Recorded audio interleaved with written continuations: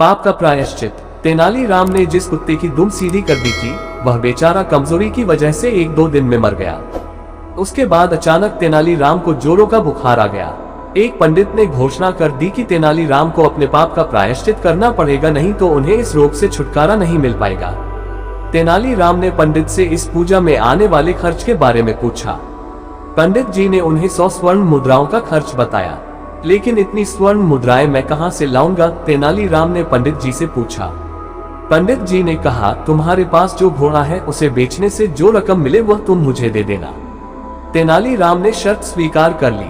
पंडित जी ने पूजा पाठ करके तेनालीराम के ठीक होने की प्रार्थना की। कुछ दिनों में तेनालीराम बिल्कुल स्वस्थ हो गए, लेकिन वह जानते था कि वह प्रार्थना के असर से ठीक नहीं हुए हैं, बल्कि दवा के असर से ठीक हुए हैं। तेनालीराम पंडित जी को साथ लेकर बाजार गए। उनके एक हाथ में घोड़े की लगाम थी और दूसरे में एक टोकरी। उन्होंने बाजार में घोड़े की कीमत 1 आना बताई और कहा, जो भी इस घोड़े को खरीदना चाहता है उसे यह टोकरी भी लेनी पड़ेगी, जिसका मूल्य है 100 स्वर्ण मुद्राएं। इस कीमत पर वे दोनों चीजें एक आदमी ने झट से खरीद ली। तेनालीराम ने पंडित जी की हथेली पर 1 आना रख दिया, जो घोड़े की कीमत के रूप में उससे मिला था। 100 स्वर्ण मुद्राएं उन्होंने अपनी जेब में डाल ली और चलते बने।